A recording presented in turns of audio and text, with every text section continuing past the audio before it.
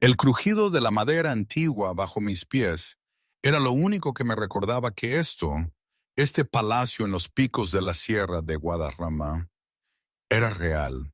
Sentada en este enorme salón, rodeada por los líderes de las manadas del territorio del oeste, sentía cada músculo de mi cuerpo tenso.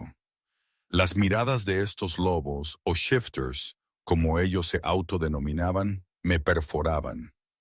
Yo era la única humana en el consejo, la consorte, como Carlos Vargas insistía en llamarme. Ancla, decía él, mi presencia aquí era una especie de pacto, de cimiento, para mantener la paz tras la guerra que había librado en mi nombre, en nuestro nombre. A veces, todavía me preguntaba cómo diablos había terminado aquí, con el peso de un reino invisible sobre mis hombros, cuando mi mayor preocupación era un lince herido o un tejón con sarna. Mi vida en el santuario de vida salvaje Corvinos, con sus rutinas predecibles y sus desafíos manejables, se sentía a siglos de distancia. Extrañaba el olor a tierra mojada, no el incienso pesado de estas salas. Carlos, imponente incluso en su forma humana, con esa cicatriz que le cruzaba la ceja como un rayo, me sonrió desde la cabecera. Una sonrisa que prometía peligro y extrañamente consuelo. Nadie en el Coto Robledo, mi antiguo hogar, hubiera creído lo que mi vida se había convertido. Ni siquiera yo misma. Lo mío era cuidar animales, no tratar con la realeza oculta. Recuerdo la primera vez que vi el rostro de Carlos, aunque entonces era apenas un destello borroso en medio de la niebla de una mañana incierta. Había pasado tanto. No, espera, no fue así exactamente. Creo que lo primero que recuerdo con claridad fue el golpe en la puerta. Fuerte, violento. No pedía, exigía. La cabaña que había sido el refugio de mi abuelo y luego el mío, vibró con cada impacto, haciendo que el polvo bailara en la tenue luz del pasillo. Mis manos temblaban, no lo pude evitar. Las metí en los bolsillos de mi Rebeca, esperando que eso ocultara la traición de mi propio cuerpo. Respiré hondo, aspirando el olor metálico a sangre que aún flotaba en el aire, y el fuerte aroma a lejía que había rociado frenéticamente por la cocina minutos antes. Una escena que se grabó a fuego en mi mente, un punto de no retorno. ¡Ya voy!, grité, mi voz quebrándose un poco. ¡Caramba! Me aclaré la garganta y lo intenté de nuevo, esta vez con un tono de fastidio perfectamente calculado. Voy, un poquito de paciencia, ¿eh? Descorrí el cerrojo y abrí la puerta lo justo para bloquear la entrada con mi cuerpo. 3 hombres. La lluvia había cesado, dejando el aire nocturno espeso y cargado de humedad. El del centro era el líder, sin duda. Delgado, con una cicatriz irregular atravesándole la ceja izquierda y el pelo rapado al ras. Vestía un chaleco táctico oscuro sobre una camiseta térmica gris, pero era su postura lo que me helaba la sangre. Se movía como él, como Carlos, depredador, vibrando con una violencia latente. Mi estómago se revolvió, anticipando problemas. Siempre odié a la gente que no pedía, sino que exigía. ¿Problemas con el coche?, pregunté, cruzándome de brazos, intentando parecer desafiante. Él ni siquiera parpadeó. Aspiró profundamente, sus fosas nasales dilatadas. No estaba oliendo la lluvia, me estaba oliendo a mí. Buscamos a un fugitivo, dijo el hombre. Su voz era suave, engañosamente educada. Herido, peligroso.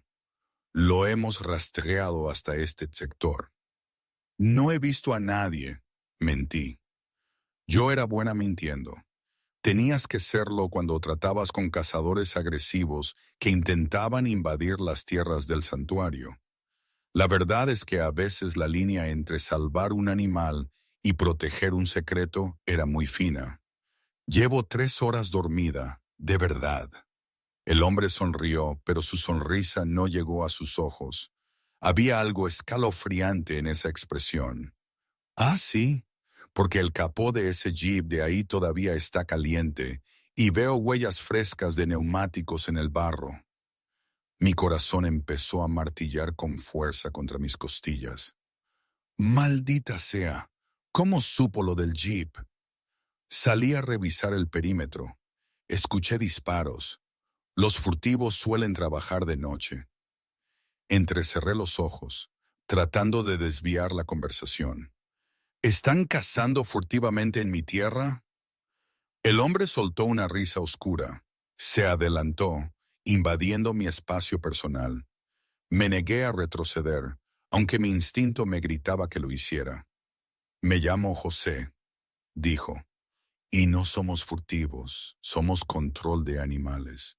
Se ha visto un lobo muy grande, muy rabioso en la zona. Atacó a un excursionista a kilómetros de aquí. Necesitamos registrar el lugar por su seguridad, señora. Tengo licencia para el santuario, repliqué, alzando la barbilla. Y conozco la ley. Necesito una orden para entrar en mi casa. José se inclinó, su rostro a centímetros del mío. Sus ojos destellaron un amarillo antinatural por un instante, apenas perceptible, pero suficiente para encender todas mis alarmas. No necesitamos órdenes. Nosotros somos la ley aquí. Me empujó.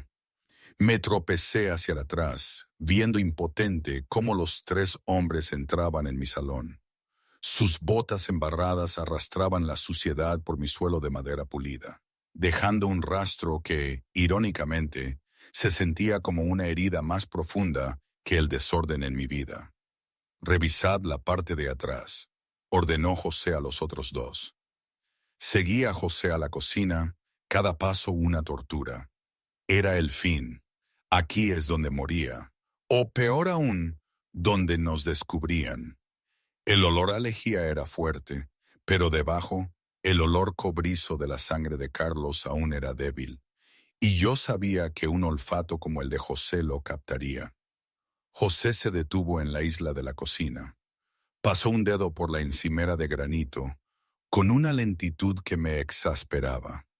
Miró al suelo justo en el lugar donde Carlos se había derrumbado hacía no tanto tiempo. «Usa mucha lejía, señorita Corbin». «María Corbin», dije, mi voz firme a pesar de la náusea que me revolvía el estómago. «Y sí, aquí trato sarna, moquillo y parvovirus. Lo desinfecto todo. A menos que quiera coger un parásito, le sugiero que no toque nada». José se volvió hacia mí, su expresión indescifrable, una máscara de hielo que ocultaba algo mucho más antiguo y peligroso. Caminó lentamente hacia el pasillo, hacia la alfombra. La trampilla al sótano era vieja. La madera crujía. Si pisaba sobre ella, sabría que estaba hueca. Mis ojos se dirigieron a la encimera. Una botella de amoníaco de alta concentración que usaba para limpiar las jaulas estaba allí. Era un riesgo, pero ¿qué otra opción tenía? José dio un paso hacia la alfombra. 1. Se detuvo, volviendo a olfatear el aire. 2.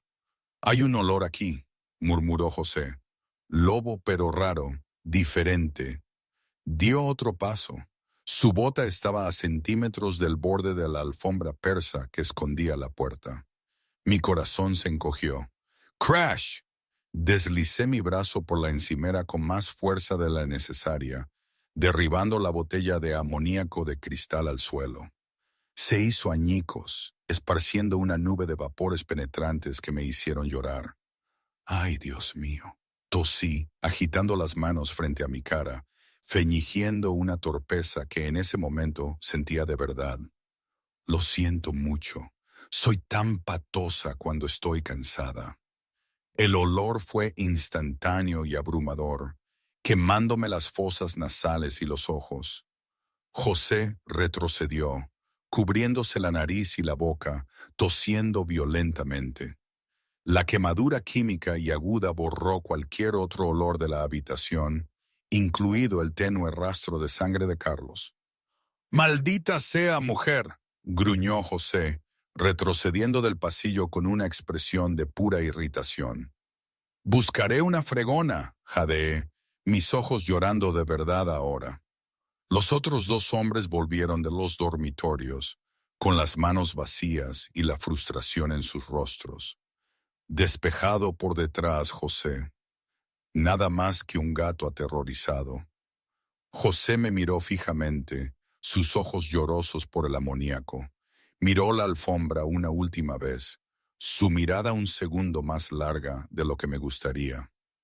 Luego volvió a mirarme. El momento se estiró, una goma elástica a punto de romperse. «Si ves al lobo», dijo José, su voz baja y peligrosa, «no lo ayudes, no lo alimentes, nos llamas. Si descubrimos que has dado refugio a un fugitivo». Dejó la amenaza en el aire, sacó una tarjeta de su chaleco y la lanzó sobre la mesa. Estaba en blanco, salvo por un número de teléfono. «Vamos», ladró José. Los tres hombres salieron de la casa. Cerré la puerta tras ellos y eché el cerrojo, sintiendo un sudor frío recorriéndome la espalda. No me moví. Me quedé de espaldas a la puerta, escuchando. Oí arrancar el motor, el crujido de la grava y finalmente el sonido desvanecido del vehículo descendiendo por la carretera de la montaña. Esperé otros 5 minutos enteros, con la respiración contenida, hasta que el silencio de la noche fue lo único que quedó. Solo entonces corrí a la cocina, pasando por encima de los cristales rotos y el charco de amoníaco, y arranqué la alfombra. Tiré de la trampilla para abrirla. «¡Carlos!». La oscuridad me devolvió la mirada. «Carlos, ¿estás vivo?». Un gemido bajo y dolorido resonó desde el fondo de las escaleras, un sonido que me desgarró el alma. «¿Estás a salvo por ahora?», susurré, mi voz apenas un hilo. «Pero tienes que levantarte. No puedo sacarte de ahí». Una pausa, luego el sonido de un movimiento pesado. Respiración trabajosa. Una mano se aferró al borde de la trampilla. Carlos se levantó, su figura emergiendo de la penumbra como un espectro. Parecía peor que antes. Su piel estaba pálida, sudorosa, y temblaba violentamente. La toalla que le había puesto en el sótano se había caído, dejándolo desnudo de nuevo. Pero ninguno de los dos se preocupaba por la modestia en ese momento. La vida era más importante. Se derrumbó en el suelo de la cocina, evitando el amoníaco y los cristales. «Eran la guardia sombría», jadeó Carlos, cerrando los ojos con fuerza. «La élite de Marco». Me arrodillé a su lado, comprobando su temperatura. Estaba ardiendo aún más, su piel como un horno. «Dijeron que estabas rabioso, dijeron que eras un fugitivo». Carlos abrió los ojos. El azul estaba tenue, nublado de gris, pero aún conservaba una chispa de su antigua fuerza. Extendió la mano y me agarró la mía, su agarre sorprendentemente fuerte. Su piel quemaba.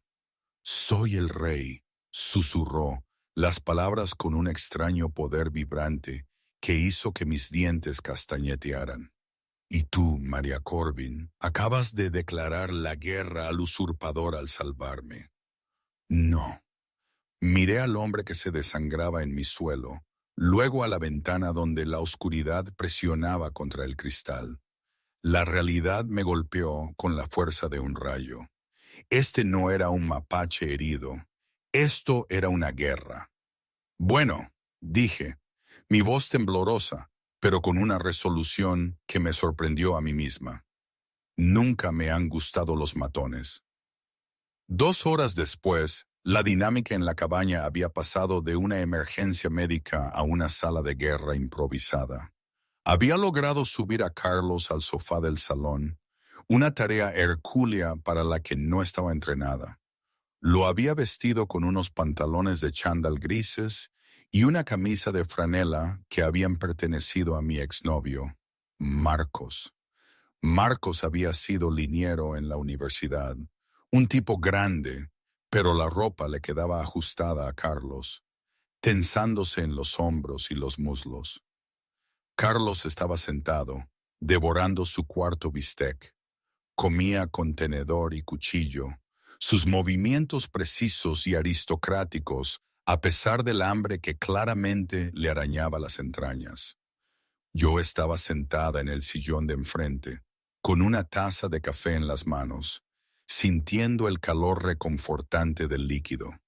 Lo observaba, fascinada y aterrorizada a partes iguales, tratando de asimilar la imposibilidad de la situación. Así que dije, rompiendo el silencio que se había vuelto casi tangible, déjame ver si lo entiendo. Eres un hombre lobo. Carlos tragó un trozo de carne. Sus ojos se encontraron con los míos. Shifter, no nos transformamos en luna llena. Nos transformamos cuando queremos. De acuerdo, Shifter, y eres el rey. Rey Alfa. Del territorio del oeste, corrigió Carlos, con una autoridad que me hizo sentir pequeña. Abarca desde la cordillera Cantábrica hasta el Atlántico, y el tipo con la cicatriz, José, el teniente de mi hermano, dijo Carlos. Su expresión se oscureció. Marco, mi hermano menor, ha codiciado el trono desde que éramos cachorros. Nunca pensé que realmente se atrevería.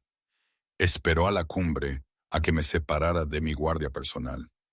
Dejó el plato, la porcelana tintineando ruidosamente en la tranquila habitación. La lanza estaba envenenada con acónito y plata. Debería haberme matado al instante. Mi lobo luchó el tiempo suficiente para que llegara a la carretera. ¿Por qué paraste?, pregunté, genuinamente curiosa. ¿Por qué mi camino? No creo en las coincidencias. Carlos me miró. Por primera vez, su mirada no era calculadora ni autoritaria, sino suave, casi vulnerable. No elegí el camino.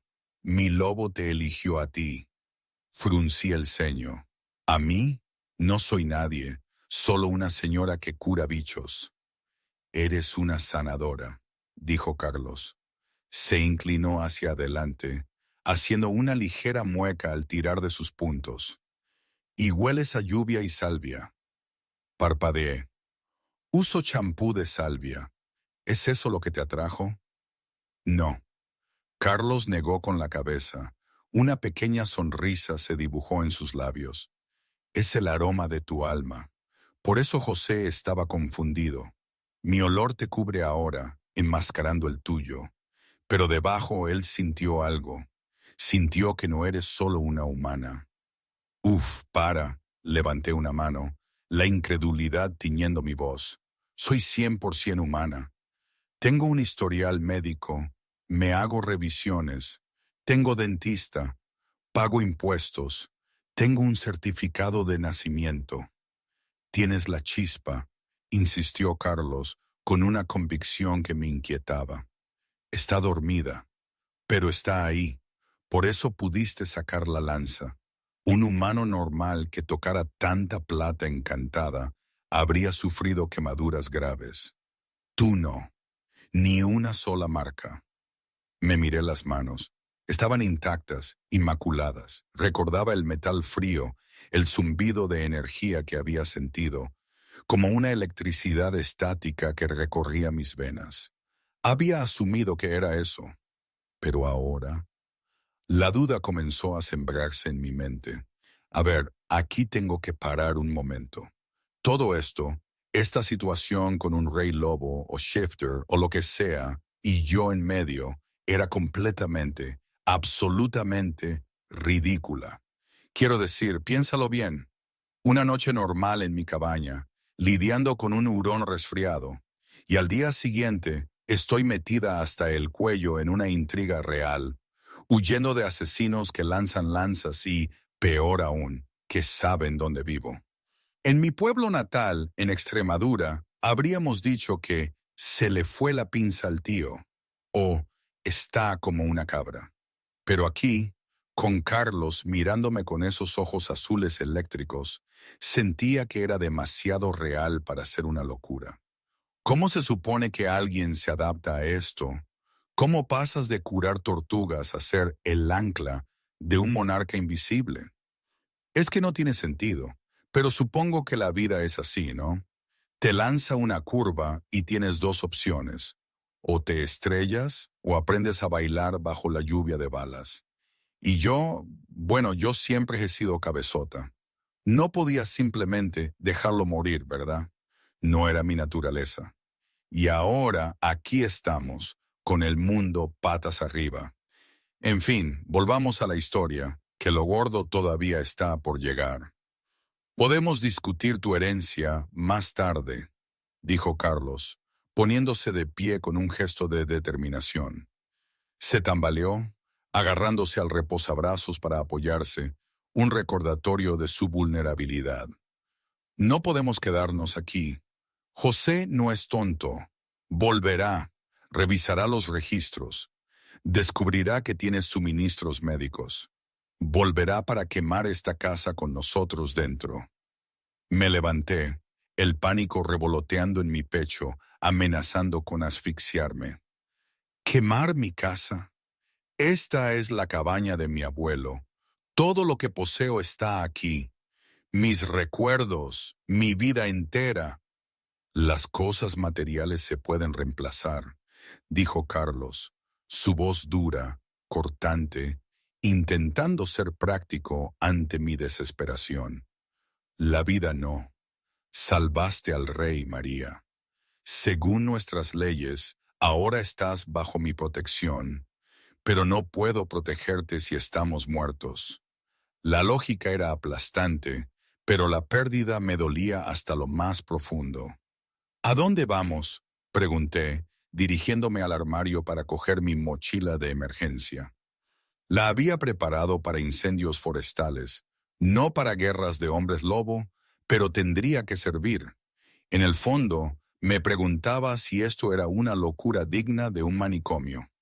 Hay una casa segura, dijo Carlos. En la ciudad, en Puerto Azul. Mi red allí es clandestina.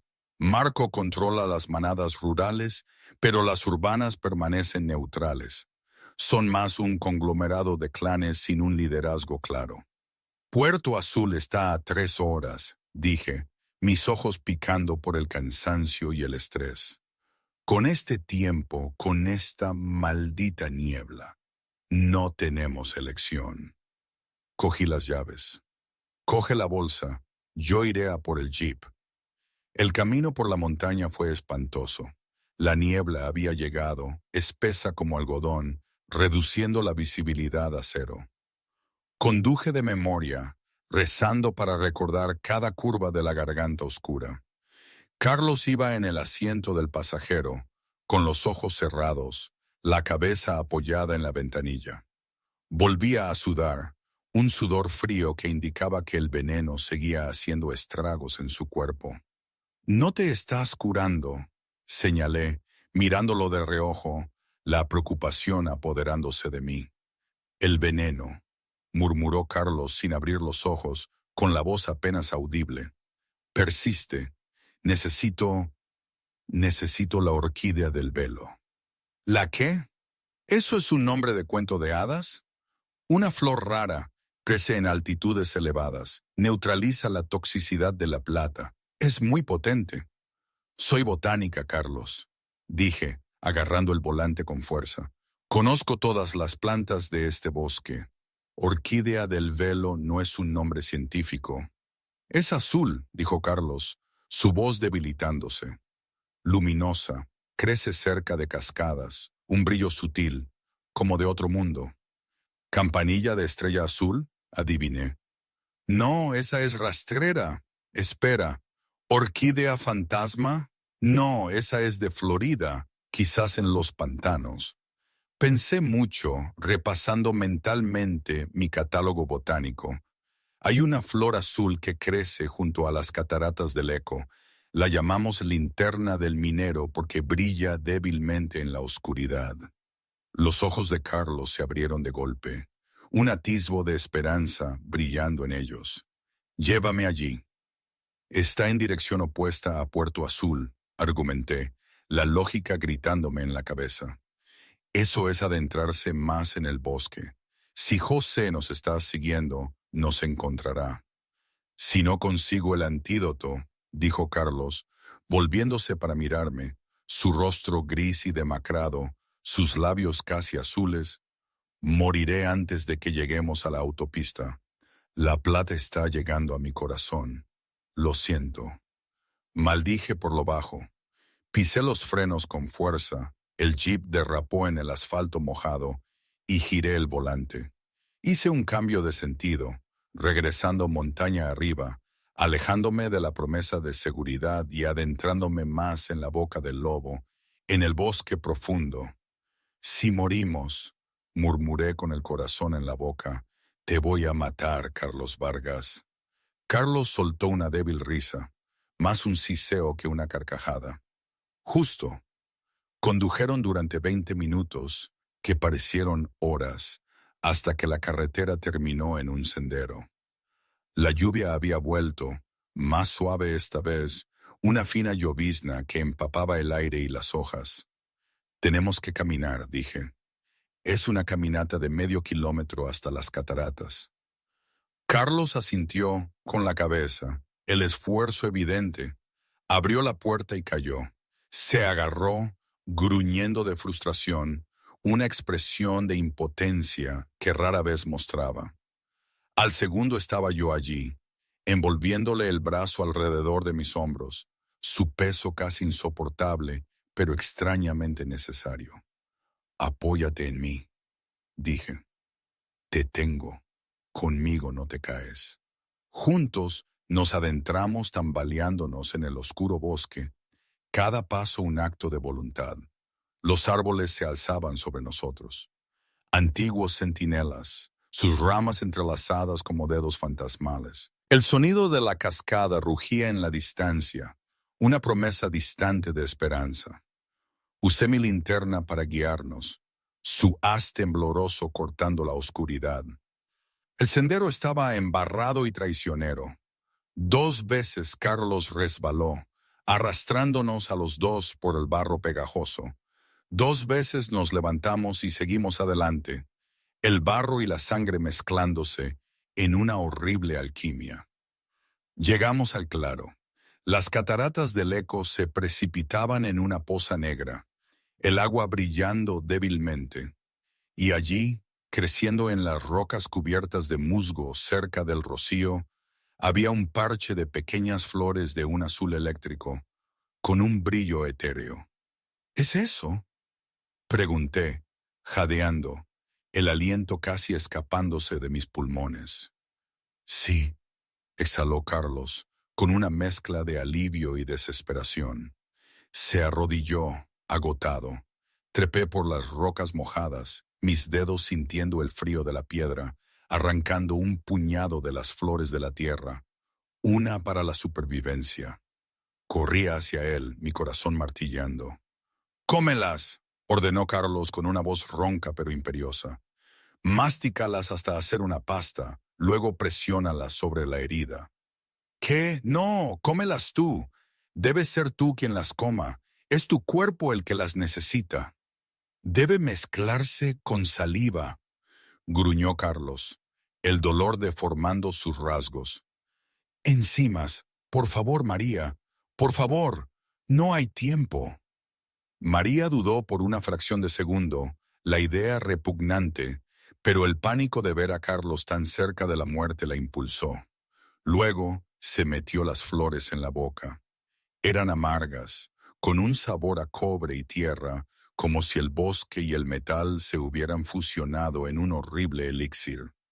Las masticó frenéticamente, ignorando las ganas de vomitar, hasta que se hicieron una pulpa. Escupió la pasta azul en su mano, una masa pegajosa, y le arrancó el vendaje del costado a Carlos.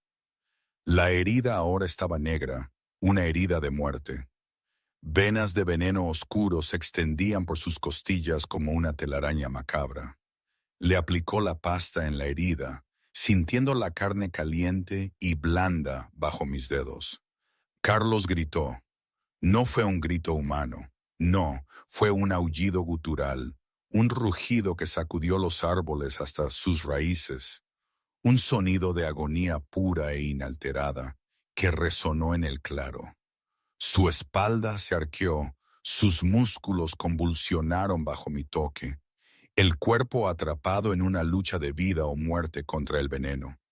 Lo siento, gritó María, con los ojos llenos de lágrimas, presionando más fuerte mientras él se retorcía con una fuerza sorprendente para alguien tan herido.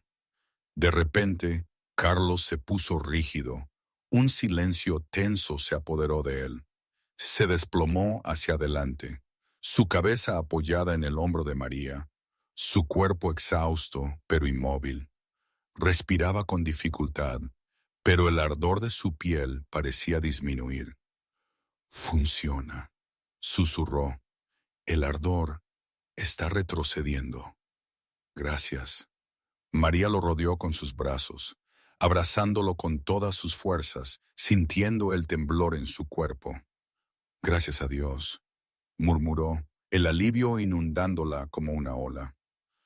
Crack, el sonido de una rama rompiéndose fue lo suficientemente fuerte como para hacer un disparo en el tranquilo claro. Me quedé helada. Carlos se tensó contra mí. Vaya, vaya, una voz se mofó desde la oscuridad, rompiendo el hechizo del momento. ¿No es esto romántico? Dirigí mi linterna hacia la línea de árboles.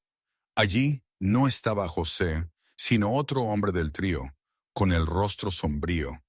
Sostenía un arco compuesto, la cuerda tensa. La flecha, plateada y letal, apuntaba directamente al pecho de María. José pensó que intentarías curarlo. Me conoce bien al viejo rey, dijo el cazador, con una sonrisa cruel. Nos envió a revisar los lugares mágicos conocidos. Parece que hemos dado en el blanco. Una bala de plata para el rey y para su... ¿Qué eres? Su juguete. Corre, susurró Carlos a María, su voz aún débil pero llena de urgencia. No, dije, con la voz firme a pesar del miedo que me paralizaba. María, muévete. No seas estúpida. Dije que no, Carlos. Me puse de pie, usando mi cuerpo para proteger a Carlos, sintiendo el nudo en la garganta. Si me disparas a mí y lo dejas morir, nunca los encontrarás. Nunca la encontrarás. Busqué una mentira a toda prisa, mi mente trabajando a 1000 por hora. La memoria USB que me dio. El cazador frunció el ceño, la confusión cruzando su rostro. ¿Qué memoria? La que me dio Carlos, mentí, mi corazón golpeando tan fuerte que pensé que iba a explotar. Con la lista de todos los traidores de Marco, la enterré. Solo yo sé dónde. Si me matas, nunca la conseguirás. Y la guardia del rey liberaría las copias automáticamente. Carlos se aseguró de eso. Tenían un plan de respaldo. El cazador dudó. La punta de la flecha tembló ligeramente. Ese segundo de vacilación fue todo lo que Carlos necesitó. No se puso de pie. No se transformó por completo. Era demasiado arriesgado para sus heridas. Se lanzó desde sus rodillas, un borrón de movimiento demasiado rápido para que el ojo humano lo siguiera. En un momento, Carlos estaba en el suelo. Al siguiente, era un rastro de sombra, un instinto depredador liberado. El cazador soltó la flecha, un zumbido agudo. Zumbó junto a mi oído, cortando algunos mechones de mi cabello. Carlos chocó con el hombre. Hubo un crujido húmedo, un gorgoteo de sangre y luego silencio, un silencio más aterrador que cualquier grito. Apunté la luz. El cazador estaba en el suelo.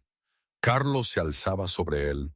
Sus manos se habían alargado en garras, goteando carmesí. Sus ojos brillaban de un azul neón intenso en la oscuridad, un reflejo del depredador que habitaba en él. Ya no jadeaba. Parecía energizado, letal y aterrador. Se volvió para mirarme. La sangre le manchaba la barbilla. Por un momento, que se me hizo eterno, pensé que podría atacarme. La bestia estaba demasiado cerca de la superficie. Luego, Carlos parpadeó. Las garras se retrajeron lentamente. Se limpió la boca con el dorso de la mano, como si acabara de terminar una comida. «Mentiste», dijo Carlos, con voz áspera, volviendo a su tono humano. «No hay ninguna memoria USB. ¿O sí que la hay? ¿Me estás mintiendo a mí también?» Improvisé, dije. Mi voz temblaba. Carlos caminó hacia mí. Se detuvo a centímetros, su figura alta e imponente dominándome. Extendió la mano, su mano ensangrentada flotando cerca de mi cara, y con una suavidad inesperada me apartó el mechón de pelo cortado detrás de la oreja. «Eres imprudente», dijo suavemente, casi con admiración, «y tonta, y valiente, de una manera que no comprendo del todo». Miró el cuerpo muerto, luego al jeep. «José sabrá pronto la falta de un informe de su hombre», dijo Carlos. «Tenemos una hora para desaparecer, si tenemos suerte. Tal vez menos». «El jeep es demasiado llamativo», dije, mi mente acelerada, ya planeando el siguiente movimiento.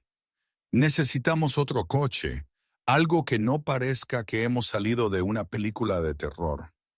«Conozco un lugar», dijo Carlos. «Hay un desguace a 8 kilómetros al este. El dueño, un viejo lobo al que saqué de un lío hace años, me debe un favor. Él nos conseguirá un vehículo invisible». «Entonces vamos», dije. Me di la vuelta para volver al camino, pero Carlos me agarró el brazo deteniéndome. «María», miré hacia atrás. «Una vez que dejemos este bosque», dijo, su rostro grave, con la seriedad de quien comprende la irrevocabilidad de una decisión. «No hay vuelta atrás. Ahora eres parte de mi manada.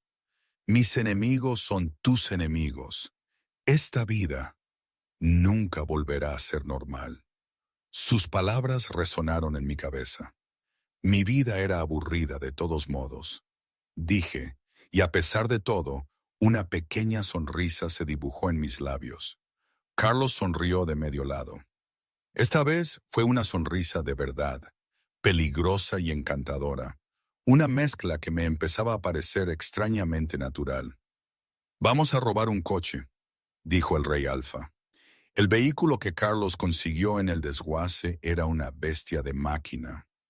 Una Chevy Tahoe de 1998, pintada de un gris mate que la hacía invisible contra el asfalto mojado de la carretera, como si se fusionara con la noche. Olía a aceite viejo y a perro mojado, irónico considerando el pasajero, pero la calefacción funcionaba y el motor V8 ronroneaba con un reconfortante retumbo. Yo conducía sintiendo el cansancio acumulado en cada fibra de mi cuerpo. Llevaba 3 horas al volante. Mis ojos ardían por el resplandor de los faros de los coches que venían de frente en la resbaladiza A5, que para estas latitudes era un flujo interminable de gente y mercancías. Habíamos evitado los pueblos principales, serpenteando por caminos secundarios hasta llegar a la autovía, uniéndonos al flujo de camioneros de larga distancia y viajeros nocturnos, la mayoría ajenos a la guerra que se libraba en las sombras. A mi lado, Carlos estaba inquieto. La pasta había sacado lo peor del veneno, pero seguía pálido, y su metabolismo acelerado lo hacía sufrir las secuelas de una manera peculiar. Estaba sentado con la cabeza echada hacia atrás, observando los limpiaparabrisas ir y venir, su mano ocasionalmente deslizándose hacia la pistola que llevaba metida en la cintura de sus pantalones de chándal. Una Glock 19 que había prestado al dueño del desguace, un arma más para su arsenal creciente. «Te estás desviando, María», dijo Carlos, su voz baja, casi un susurro. La preocupación en su tono era inconfundible. «Estoy bien», espeté, apretando el volante con una mezcla de frustración y agotamiento. «He conducido toda la noche antes. Prueba a alimentar a mano una camada de mapaches cada 2 horas durante una semana, durante un mes. Eso sí que es conducir toda la noche». «Para, María», dijo Carlos. No gritó, pero la orden en su voz era absoluta. No era una petición, era una voz que no toleraba el desafío. Era una orden de alfa. Tu ritmo cardíaco ha disminuido, tu frecuencia de parpadeo ha aumentado. Tus pupilas están dilatadas, estás exhausta. Una conductora muerta no me sirve de nada. Para, ahora.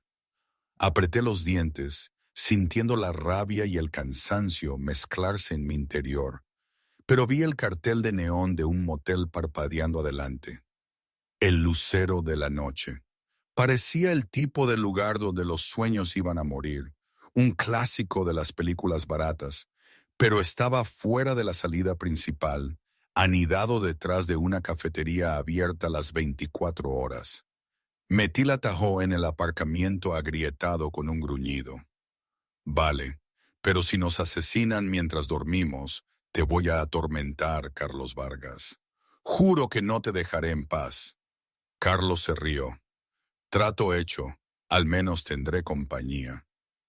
Entré sola al vestíbulo, pagando en efectivo por una habitación, intentando pasar desapercibida. El recepcionista nocturno, un adolescente con auriculares al cuello y cicatrices de acné, ni siquiera levantó la vista de su teléfono, un bendito milagro. «Habitación 12, por la parte de atrás. La máquina de hielo está rota». Cogí la llave. Conduje la Tahoe alrededor del edificio, aparcándola de frente para una rápida salida, una táctica que aprendí de Carlos sin darme cuenta. Entramos en la habitación. Era exactamente lo que esperaba. Paneles de madera de los 70, una alfombra pegajosa y el olor a humo de cigarro rancio enmascarado por un ambientador de limón barato. Y, por supuesto, solo había una cama. Un colchón de matrimonio con una dudosa colcha floral se hundía en el centro de la habitación. Me quedé helada en la entrada, agarrando mi mochila con fuerza. «Me estás tomando el pelo. Solo una cama». Carlos pasó cojeando junto a mí, cerrando la puerta con llave y poniendo la cadena. Miró la cama, luego a mí, una chispa de diversión en sus ojos azules. «Yo dormiré en el suelo. No te preocupes por un rey». «No seas estúpido», suspiré, dejando mi bolsa en la mesa tambaleante. «Eres tú el que tiene un agujero en el costado, el que tiene un veneno de plata corriendo por sus venas. Tú quédate la cama, yo me quedo la silla». «Soy un lobo, María. Puedo dormir en las rocas. Eres una humana frágil, incluso si has sobrevivido a todo esto». «¿Frágil?». Me volví hacia él, el estrés de la noche finalmente estallando, las palabras saliendo en un torbellino. «Arrastré tus 100 kilos de músculo y hueso fuera de la carretera en medio de un huracán. Te cosí una herida que habría matado a cualquiera. Envenené a un sicario y le mentí en su cara. Y acabo de huir de una ciudad en un coche robado. No soy frágil, estoy exhausta y furiosa». Carlos me miró fijamente. La luz de neón del cartel de afuera zumbaba, proyectando sombras rojas intermitentes en su rostro, dándole un aspecto infernal. La tensión en la habitación cambió. Ya no era miedo ni frustración, Era algo más pesado, más caliente, casi eléctrico. No, murmuró Carlos, dando un paso más cerca de mí. Su voz se había vuelto más grave, más resonante. No lo eres. Eres muchas cosas, pero frágil, no. Extendió la mano. Sus dedos rozaron mi mejilla con una delicadeza sorprendente. Su piel volvía a arder con una fiebre. Estás ardiendo, dije. Mi voz se suavizó. Toda mi ira se disipó ante la evidencia de su dolor. El veneno no se ha ido del todo, ¿verdad? Todavía te está quemando por dentro. Lucha, admitió Carlos, su rostro contraído. El acónito es persistente. Necesito descansar para metabolizarlo, pero mi cuerpo no me deja. Entonces, métete en la cama, Carlos. Es una orden. No voy a discutir contigo sobre esto. Lo necesitas más que yo. Se quitó la camisa, dejando al descubierto su torso. La visión de su torso me hizo desviar la mirada por un instante. No eran solo los músculos, aunque estaba esculpido como una estatua de mármol. Eran las cicatrices, docenas de ellas, grabadas en su piel, quemaduras de plata, marcas de garras, heridas de bala, un mapa de violencia y supervivencia escrito en su piel. Era la historia de un rey. Se acostó en el lado izquierdo de la cama, gimiendo cuando su espalda tocó el colchón. Entré al baño, me lavé la cara con agua fría, intentando borrar el rastro del cansancio y el miedo, y me miré al espejo. Parecía destrozada, barro en el pelo, sangre en la camisa, ojos muy abiertos y atormentados, con unas ojeras moradas que me hacían parecer un mapache desnutrido. ¿Qué estás haciendo, María? Eres una rehabilitadora de vida silvestre. Salvas ardillas, tortugas y pájaros heridos. No huyes con reyes alfa que tienen clanes de lobos en guerra. Esto es una locura, una total y completa locura. ¿Cómo te has metido en este lío? Volví a la habitación. Carlos ya estaba dormido o inconsciente, su respiración pesada y errática. Estaba temblando, estremeciéndose. La habitación estaba helada, a pesar de que la unidad de calefacción bajo la ventana traqueteaba ruidosamente, soplando solo aire tibio. Miré el sillón. Estaba manchado y parecía tener chinches, un prospecto horrible para dormir. Miré la cama. Había mucho espacio y él no dejaba de temblar. Estrictamente supervivencia. Me susurré a mí misma, tratando de justificar la decisión que sabía que estaba a punto de tomar. Apagué la lámpara y me metí en la cama, manteniéndome en el borde más alejado, mi espalda hacia él, dejando un abismo de distancia entre nosotros. 10 minutos pasaron, 10 minutos de tortura, de frío, de escuchar sus temblores. Me estremecí, acurrucándome en una bola, mis dientes castañeteando. Detrás de mí, Carlos dejó escapar un sonido bajo, angustiado. Se retorcía ligeramente, como si luchara contra un demonio interno. Frío, murmuró en sueños. Mucho frío.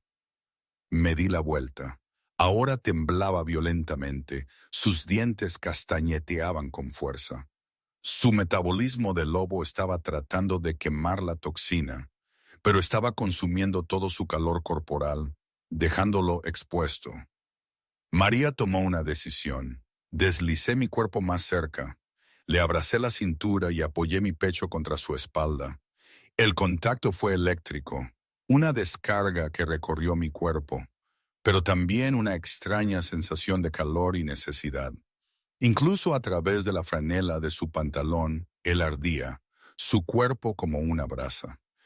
Carlos se tensó por un segundo, luego, poco a poco, se relajó. Dejó de temblar, el calor de mi cuerpo estabilizando el suyo. Instintivamente se dio la vuelta, atrayéndome hacia él con una fuerza dormida.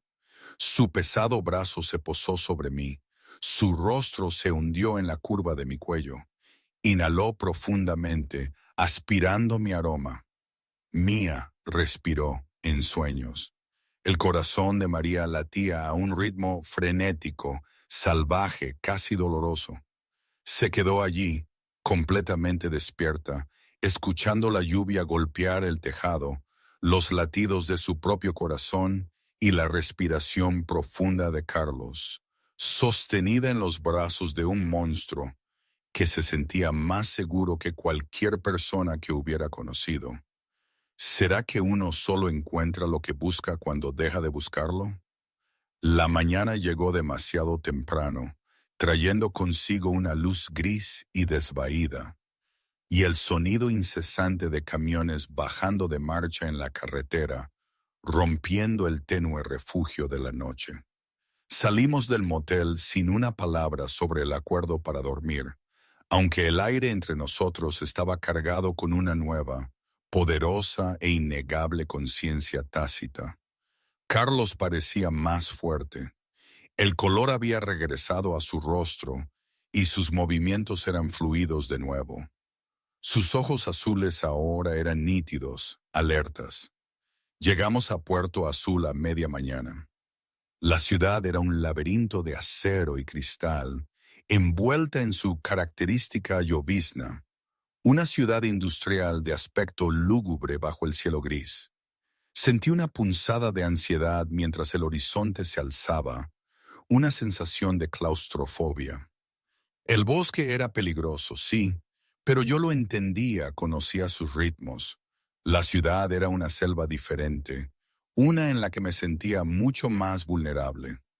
¿A dónde vamos exactamente?, pregunté, navegando el denso tráfico en el viaducto del distrito industrial.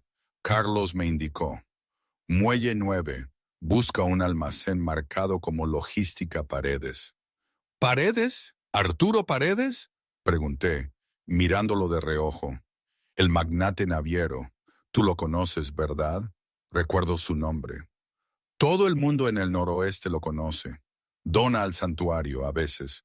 A veces hace un gran espectáculo de ser un guerrero ecológico, defensor de la fauna, esas cosas. Carlos se burló, una risa sin alegría.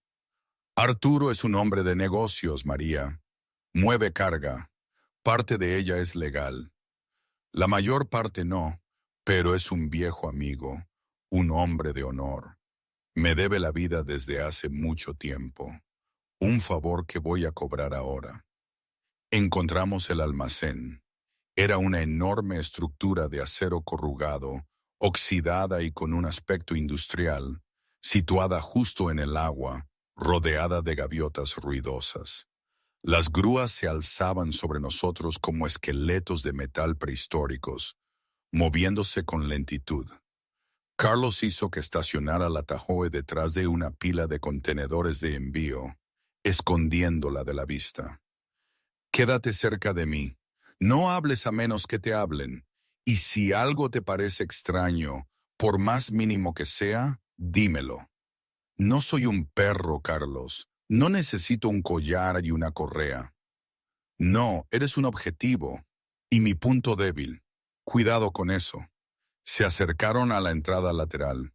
Una cámara zumbó, enfocándolos, su lente roja pareciendo un ojo vigilante. Un zumbador sonó y la pesada puerta de acero se abrió con un clic metálico. Dentro el almacén era una caverna de sombras y cráteres, cajas apiladas hasta el techo. El olor a agua salada y diésel era abrumador, mezclado con un hedor a pescado y metal oxidado. En el centro del piso abierto, un pequeño módulo de oficina se alzaba sobre una plataforma, como un puesto de mando flotante. Un hombre caminó por las escaleras metálicas para recibirlos. Arturo Paredes era un hombre bajito y regordete, con un traje azul marino, impecablemente hecho a medida, que parecía apretarle en la zona del abdomen. Tenía la cabeza calva que brillaba bajo las luces fluorescentes y una sonrisa que mostraba demasiados dientes, una sonrisa forzada, casi artificial. ¡Carlos!, Arturo exclamó, extendiendo los brazos con una teatralidad exagerada. Dios mío, mírate. Pareces como si hubieras peleado 12 asaltos con una trilladora, viejo amigo. ¿Qué diantres te ha pasado? Casi, dijo Carlos, su voz gélida, cortando la efusividad de Arturo. Apretó el antebrazo de Arturo en un saludo de guerrero, pero sus ojos permanecieron fríos, evaluadores. Necesito una salida, Arturo. Un barco que se dirija al norte, hacia las islas atlánticas de Galicia. Desde allí puedo reunir a las manadas del norte que me son leales. Arturo asintió. Su rostro se volvió solemne, borrando la sonrisa falsa. Por supuesto, cualquier cosa por el rey. Ya sabes. ¿Y quién es esta encantadora criatura que te acompaña, Carlos? ¿Una nueva adquisición? Mis ojos se demoraron en ella un segundo de más, haciéndome sentir como un objeto, no una persona. María Corbin, dijo Carlos secamente, con un tono protector que no pasó desapercibido para mí. Está bajo mi protección. Corbin, Arturo musitó, pensativo. Ah, sí, la chica pájaro, la de la fauna. Creo que te envié un cheque la Navidad pasada, ¿no? Magnífico trabajo el que haces, señorita. Rehabilitación de vida silvestre. Corregí, dando un paso más cerca de Carlos, sintiendo que necesitaba su proximidad. No me gustaba Arturo. Mi estómago se retorcía, una sensación de malestar creciente. No era solo su encanto grasiento, su forma de mirarme. Era el olor. Debajo de la colonia cara, el diésel del almacén y el pescado, había un leve olor metálico, inconfundible. Aceite de pistola recién aplicado. Arturo intentaba parecer amable, pero algo no encajaba. «Sube, sube». Arturo los condujo hacia las escaleras con un entusiasmo repentino. «Vamos a tomar algo.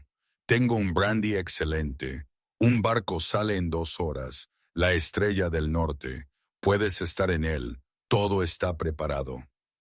Subimos las escaleras metálicas, que chirriaban bajo nuestro peso. La oficina era lujosamente amueblada con sofás de cuero y una vista del piso del almacén, un contraste chocante con la crudeza del exterior. Arturo sirvió 3 vasos de líquido ámbar de una jarra de cristal. «Por la supervivencia», brindó Arturo levantando su vaso con una sonrisa. Carlos levantó el vaso, sus ojos por un instante, perdidos en la promesa de la bebida. «No lo bebas», dije, mi voz sonando extrañamente clara y fuerte en el silencio que se había formado. El silencio que siguió fue absoluto. La sonrisa de Arturo se congeló, sus ojos fijos en mí. Carlos bajó el vaso lentamente, mirándome, la expresión en su rostro una mezcla de confusión y asombro. «¿María?», preguntó Carlos, su voz cautelosa, un hilo de advertencia en ella. La verdad, este momento, viéndolo ahora, fue crucial. Desde la perspectiva de Carlos, el mundo de Arturo, sus gestos, todo parecía normal, una negociación más, un viejo favor que cobrar. Arturo siempre había sido un hombre calculador, sí, pero Carlos confiaba en los pactos antiguos, en la palabra dada, incluso en el mundo humano, o al menos intentaba hacerlo. No había olido la traición. Para él era una salida lógica, un paso más en su escape de Marco. Y luego María, una humana, diciendo eso, una desobediencia flagrante, una falta de respeto ante un aliado, un acto de desafío que en otro momento le habría enfurecido. Pero Carlos, ya con su instinto de rey alfa, había aprendido, a golpes y a regañadientes, a escuchar esa voz, esa intuición tan humana, pero, en María, tan amplificada, tan pura. Algo en su manera de hablar, su postura, Esa repentina autoridad que había brotado en ella no era solo la alarma de una mujer asustada, era más. Era el primer indicio real de lo que ella era. En su mente, Carlos aún no lo sabía, pero ya estaba reevaluando todo lo que creía sobre ella, sobre el mundo, sobre el peligro. El vaso en su mano, que Arturo había tendido como un símbolo de hospitalidad y alianza, ahora pesaba como una piedra. Bajó la mirada sin ver a Arturo, solo a María, y en ese instante, un temor diferente, frío y profundo, se apoderó de él. No el miedo a la muerte, sino el miedo a no haber comprendido, a no haber visto, a haber subestimado la conexión que se estaba formando. «Está sudando», dije, mirando fijamente a Arturo, ignorando a Carlos. Y su ritmo cardíaco es visible en la vena de su cuello, late demasiado rápido. Y huelo a pólvora, Carlos. No en él, no directamente, pero detrás de esa puerta, el olor es muy fuerte. Señalé la puerta interior de la oficina. Arturo se puso rígido, su cara se endureció. El alegre comerciante se desvaneció, reemplazado por un frío calculador. Sus ojos se convirtieron en cuchillos.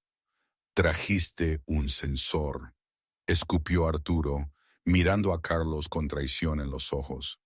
«No me dijiste que era un ascensor, una primera línea». «No lo sabía», dijo Carlos suavemente, su voz llena de una furia helada. Dejó caer el vaso. No se rompió en la alfombra. Rebotó con un sordo golpe, un sonido ominoso en el silencio tenso. «Lo siento, Carlos», dijo Arturo, dando un paso atrás hacia su escritorio, un movimiento que presagiaba lo peor. «Los negocios están cambiando. Hay un nuevo rey en el oeste. Marco me ofreció los derechos exclusivos de envío para toda la costa oeste. Sin impuestos, sin inspecciones, nada. Tú haces cumplir las reglas, viejo lobo. Marco ofrece libertad». «Marco ofrece caos», gruñó Carlos. Sus ojos empezaron a brillar con un azul eléctrico que anunciaba la transformación. «Me vendiste por dinero, Arturo, por unas míseras ventajas comerciales». «Soy un capitalista, Carlos, siempre lo he sido, lo sabes». Arturo golpeó su mano contra un botón rojo en su escritorio. El timbre estridente resonó en la sala. La puerta interior de la oficina se abrió de golpe. 6 hombres con equipo táctico, con las caras cubiertas y rifles de asalto, salieron, armas en alto. No eran guardias de la sombra estándar. Eran mercenarios humanos, bien entrenados y, al parecer, con muy poca lealtad. «Matad al lobo», ordenó Arturo, con una voz ahora fría y cruel. «Guardad a la chica. Marco quiere saber quién sacó la lanza y quiere interrogarla personalmente». «¡Abajo!», rugió Carlos, el sonido ya un híbrido entre voz humana y aullido lobuno.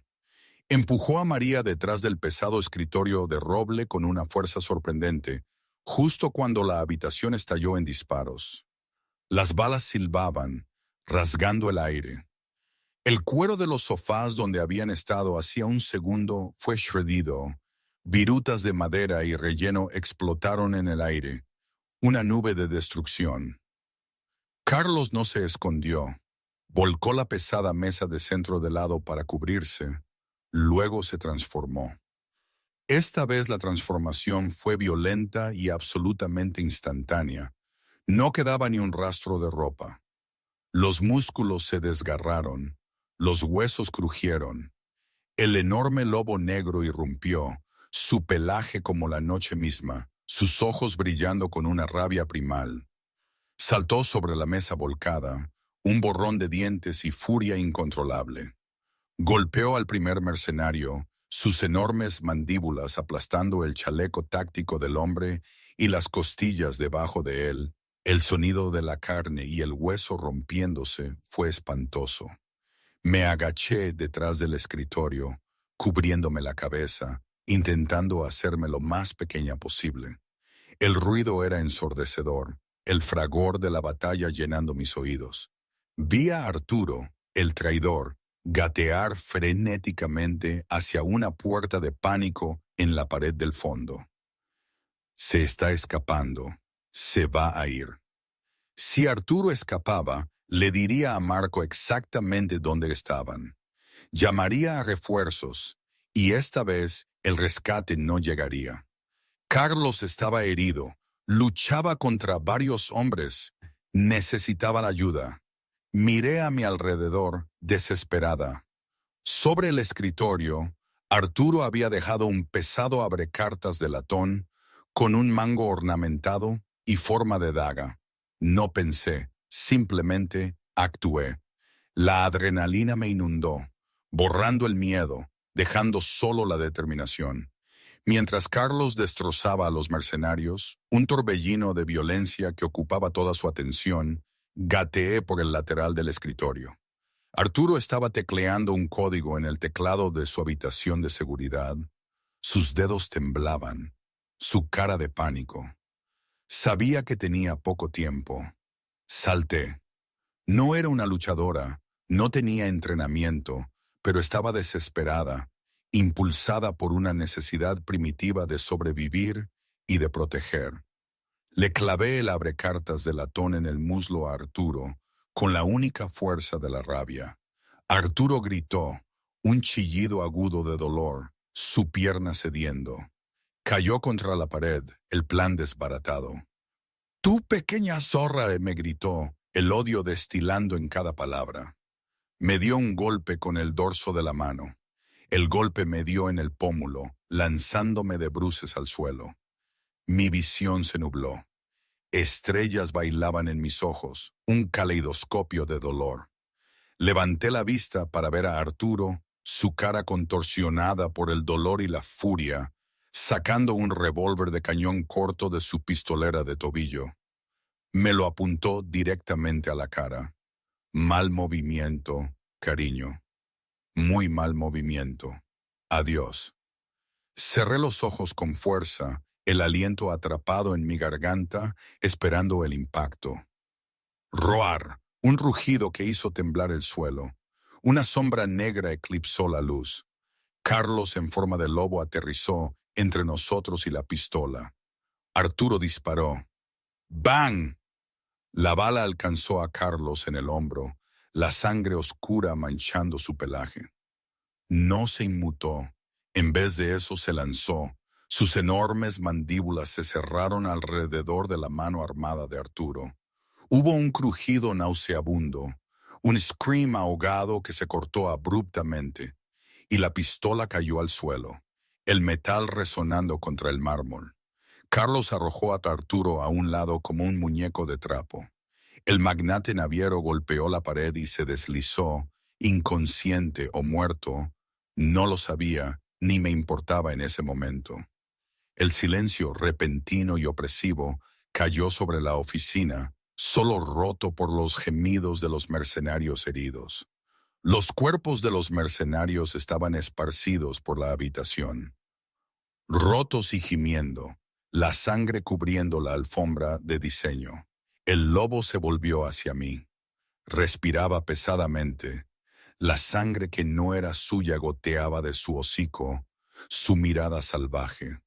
Sus ojos azules, los que me habían parecido tan humanos, ahora estaban salvajes, perdidos en la bestia. Un abismo de furia y poder. «¡Carlos!», susurré, arrastrándome hacia atrás, mi voz apenas un suspiro. Estaba aterrorizada. Este no era el hombre de la cocina. Esto era una máquina de matar, una fuerza de la naturaleza. El lobo dio un paso hacia mí, cada movimiento un desafío al miedo que me invadía. Bajó su enorme cabeza, olfateando mi cara, su respiración cálida y húmeda sobre mi piel. Gimió, un sonido agudo y lamentable que no coincidía con su tamaño imponente, una muestra de una vulnerabilidad que me desarmó. Me empujó suavemente la mejilla con su nariz mojada, lamiendo el punto exacto donde Arturo me había golpeado. Instintivamente extendí la mano, que temblaba, y enterré mis dedos en el espeso pelaje de su cuello, buscando el contacto con lo familiar. «Estoy bien», susurré, mis palabras ahogadas en mi garganta. «Estoy bien, mi amor. Vuelve a mí. Carlos, vuelve». El lobo se estremeció, sus huesos crujieron y se realinearon con sonidos secos y ásperos. El pelaje retrocedió como la marea. Momentos después, Carlos estaba arrodillado ante mí, desnudo y ensangrentado, sus manos humanas, cálidas y fuertes, acunando mi cara. «Te golpeó», dijo Carlos, su voz un bajo gruñido de furia controlada, un sonido que prometía venganza. Debería haberle arrancado la cabeza, sin dudar. «Le destrozaste la mano», dije, haciendo una mueca mientras tocaba mi mejilla hinchada y dolorida. «Creo que eso es suficiente, al menos por ahora. Deja a los muertos tranquilos».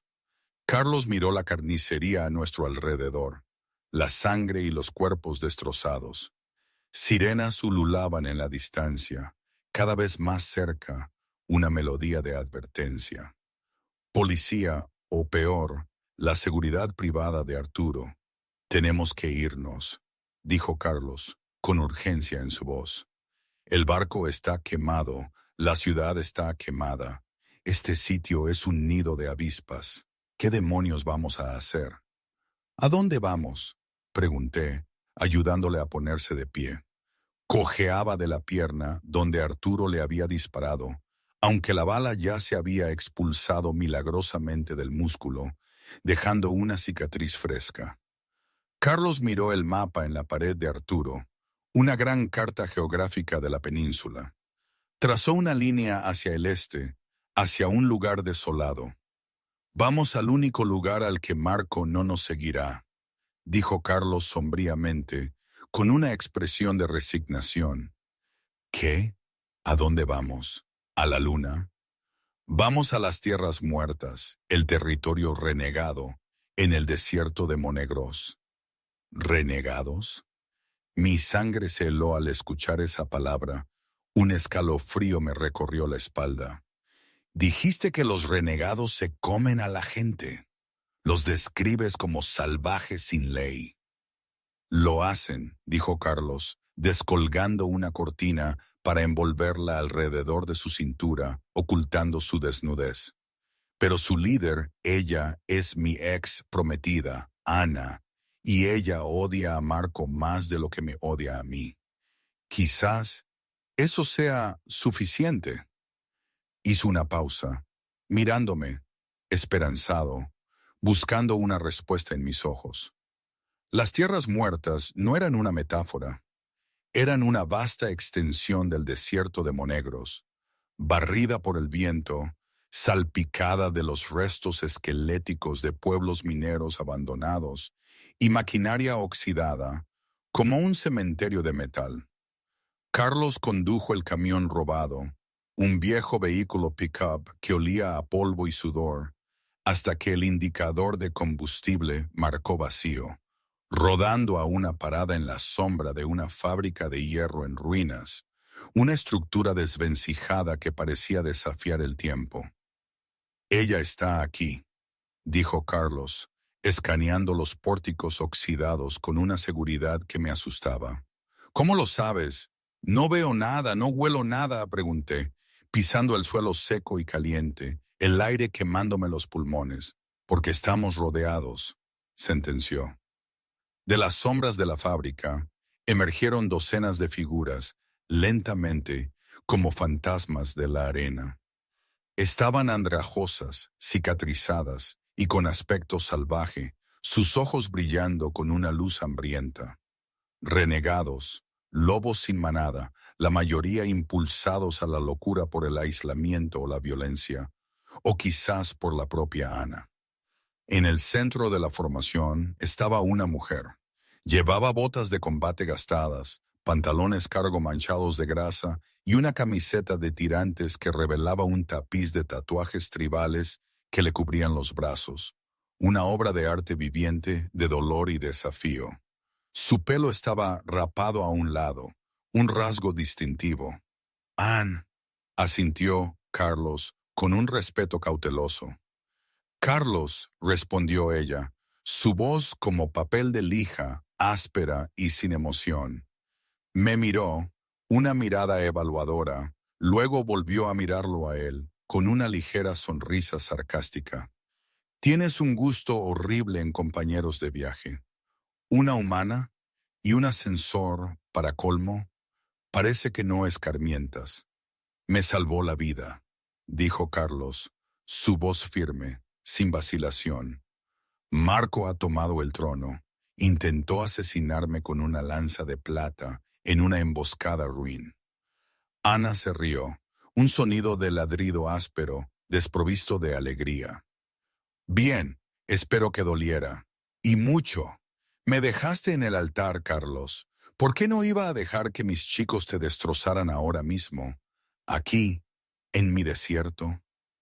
«Porque Marco vendrá a por ti después», dijo Carlos con calma, su lógica inquebrantable.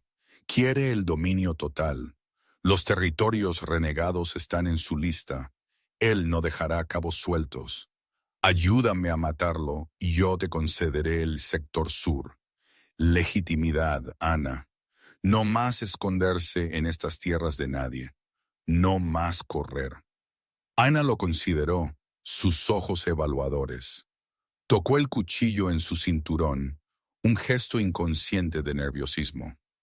«El sector sur y una amnistía total para mi manada. Y nada de trucos, Carlos. No eres de fiar. Tienes mi palabra, y mi palabra es la de un rey. Tu palabra no vale un escupitajo, Carlos. Ni un céntimo», escupió Ana con desprecio. Me miró a mí, sus ojos ahora fijos en mi rostro. «Pero la suya, quizás sí. Los censores no pueden mentir sin sangrar, dicen los mitos. Pregúntale si él lo dice en serio, chica». Ana se acercó a María, sus ojos giraban con una neblina gris, intentando penetrar mi mente, buscar la verdad. «¿Lo dice en serio, chica?» Miré a Carlos, vi la desesperación en sus ojos, el peso de su reino, pero también un honor inquebrantable, una resolución de hierro. Sentí el zumbido de la verdad en el aire, una nueva sensación que recorría mis venas, parte de mi poder despierto que me permitía discernir la autenticidad. «Lo dice en serio», dije. Mi voz resonó con una autoridad inesperada, un poder que no sabía que poseía. «Tiene la intención de cumplir el pacto. Es una promesa de rey». Ana sonrió, una sonrisa salvaje y peligrosa, la expresión de una guerrera. «Suficiente. Vamos a darle una bienvenida caliente a Marco». Wump, wump. El sonido de las aspas de rotor cortó el aire del desierto, un ruido que se amplificaba en el silencio. Los reflectores los cegaron desde arriba. 3 helicópteros negros coronaron la cresta, descendiendo rápidamente, como águilas depredadoras. «Rastreé el camión», me di cuenta con horror. «Le llevamos directo a ti, Marco». «¡Emboscada!», gritó Ana, transformándose en pleno vuelo en un enorme lobo gris, sus tatuajes brillando en la luz. El caos fue instantáneo. Ropes cayeron de los helicópteros y la guardia de la sombra de élite de Marco descendió, abriendo fuego con balas de plata que silbaban mortalmente. Los renegados, desesperados y salvajes, con la furia de quienes no tienen nada que perder, los enfrentaron con garras y dientes, un torbellino de pelaje y sangre. Carlos me empujó detrás de una fundición oxidada, el metal frío contra mi espalda. «Quédate abajo, María, por tu vida». «No, Carlos, no». Le agarré el brazo con fuerza. «Carlos, no estás completamente curado. Estás débil. No puedes vencerlo solo, no a él. Tengo que intentarlo. No hay otra forma. Es mi deber. Carlos rugió, transformándose en su forma negra azabache, su pelaje oscuro como el abismo, y cargó contra la refriega. En el centro del claro, un hombre aterrizó graciosamente desde el helicóptero principal, con una arrogancia que me heló la sangre. Marco. Parecía una versión más joven, más cruel y más fría de Carlos. Sostenía una larga espada de plata que brillaba amenazante. Los dos hermanos chocaron. Era un choque de titanes, un combate ancestral. Pelo y sangre volaron mientras se desgarraban el uno al otro, un baile macabro. Pero Carlos era más lento de lo usual. El veneno persistente en su sangre lo hacía torpe, afectando su velocidad y fuerza. Marco estaba fresco, rápido y armado con una ventaja injusta. Marco esquivó una embestida de Carlos y lo acuchilló por el costado con un corte profundo. Carlos aulló, un grito de dolor, tambaleándose, su resistencia menguando. Marco lo pateó con brutalidad, enviando al enorme lobo negro a estrellarse contra una pila de chatarra, sus huesos resonando contra el metal. Marco levantó la espada de plata para el golpe final, la muerte inminente. Larga vida al rey, el rey verdadero, el único. Se mofó, la victoria ya en sus ojos. No pensé. El zumbido en mi sangre se convirtió en un rugido, una corriente poderosa que me invadió. Salí de mi escondite, impulsada por una fuerza que no comprendía. ¡No! Grité. Mi voz resonó por todo el desierto, una potencia inaudita. No fue solo un grito, fue una orden, una onda expansiva de pura energía, una fuerza invisible pero tangible, brotó de mí. Golpeó el campo de batalla como una fuerza física, deteniendo el tiempo. Cada lobo, renegado y guardia de la sombra por igual, gimió y cayó de bruces, obligado a arrodillarse, aplastado por el puro peso de un dominio ancestral. Era el poder de la primera línea, el antiguo linaje humano que había forjado el pacto original con los lobos, el poder de mandar. Marco se congeló, su espada temblaba, luchando desesperadamente contra la compulsión de arrodillarse, su rostro contorsionado por la impotencia. ¿Qué? ¿Qué eres tú? ¿Qué demonios eres? Carlos, inmune a la orden debido a su vínculo inquebrantable conmigo, no dudó. Se lanzó, sus mandíbulas se cerraron alrededor del brazo de la espada de Marco. Aplastó el hueso, un crujido espantoso que resonó en el silencio. Marco gritó, un aullido de puro dolor, soltando el arma. Carlos no lo soltó. Arrojó a su hermano al suelo, colocando una enorme pata sobre el pecho de Marco, inmovilizándolo, mirándome, esperando mi decisión, mi juicio.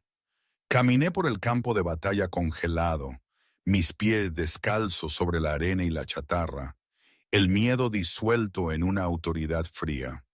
Me paré sobre Marco, mis ojos brillaban con una tenue luz blanca, una luminiscencia que sentía en mi interior. «Ríndete», le ordené. Mi voz, una vez titubeante, ahora resonaba con la fuerza de los siglos. Marco, roto y aterrorizado por el antiguo poder que irradiaba de la pequeña mujer humana que había subestimado, expuso su cuello en sumisión, un gesto ancestral de rendición. «Me rindo», jadeó, su voz apenas un hilo, sus ojos llenos de terror. El silencio cayó sobre las tierras muertas. La guerra había terminado. ¿Creéis que era posible una paz verdadera después de todo esto? ¿Después de tanta sangre derramada? Yo misma no estaba segura.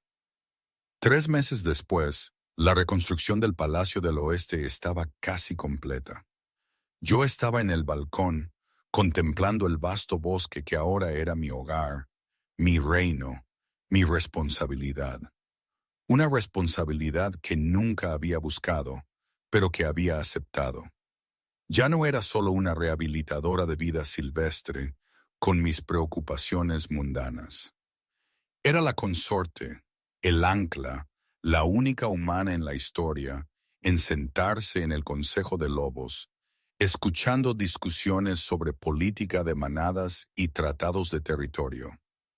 Era un mundo ajeno, pero ahora era el mío. Brazos fuertes y familiares me rodearon la cintura por detrás. Carlos apoyó su barbilla en mi hombro, inhalando mi aroma a lluvia y salvia, un olor que se había convertido en su refugio. Estaba completamente curado, más fuerte que nunca, su presencia un pilar, pero su tacto era tan gentil como una brisa de verano. Echando de menos la vida tranquila, María, murmuró su voz profunda y resonante junto a mi oído. Me apoyé en él viendo cómo el sol se ponía sobre las montañas, tiñendo el cielo de naranjas y morados. No lo sé, Carlos. A veces, sí. Salvando mapaches era menos estresante que gobernar un reino y lidiar con la diplomacia de lobos. No tenía que preocuparme por las intrigas de la corte o las rencillas entre clanes. Carlos se rió entre dientes, un sonido grave y melodioso, y me giró para que lo enfrentara. Quizás, pero naciste para esto, María. La chispa siempre estuvo ahí, dormida. Quitaste la lanza, salvaste al rey, terminaste la guerra. Me besó. Un beso lento y profundo que prometía toda una vida de problemas y pasión, de desafíos y complicidad. No lo hice por el reino, Carlos. Susurré contra sus labios, mis manos acariciando su rostro. Lo hice por el lobo, por ti. Carlos sonrió, sus ojos destellaron ese azul eléctrico, el color que me había capturado desde el primer momento en su forma salvaje. Y el lobo es tuyo para siempre, María. Mi vida, mi corazón, mi lealtad son tuyos. Y esa es la historia de cómo María Corbin pasó de salvar a un animal moribundo en una carretera lluviosa a gobernar el territorio occidental. Descubrí, de la manera más dura y hermosa, que a veces las cosas que más nos asustan son, en realidad, las que de alguna manera nos complementan, o quizás las que simplemente nos pertenecen. Es extraño, ¿verdad? Mirando hacia atrás, no hay un momento único donde todo encajó a la perfección, como si fuera un guión. Es como un mosaico, piezas rotas que juntas forman algo inesperado, algo que jamás podría haber predicho. No fue un destino preestablecido, no éramos dos mitades de un todo. Simplemente, de alguna forma, empezamos a pertenecer el uno al otro, un lazo que se forjó a través del fuego y la lealtad. Y hoy sigo en esto. ¿Fue la decisión correcta? A veces lo creo con toda mi alma. Otras dudo y me pregunto qué habría sido de mi vida si hubiera dejado al lobo en el camino. Es un camino complicado, lleno de sacrificios y alegrías que nunca imaginé, de dudas y certezas efímeras. La perfección, como siempre me decía mi abuelo, es una quimera. Pero esto, con todos sus errores y maravillas, con todas sus complejidades y su salvaje belleza, es mi vida. Y eso, supongo, es más que suficiente.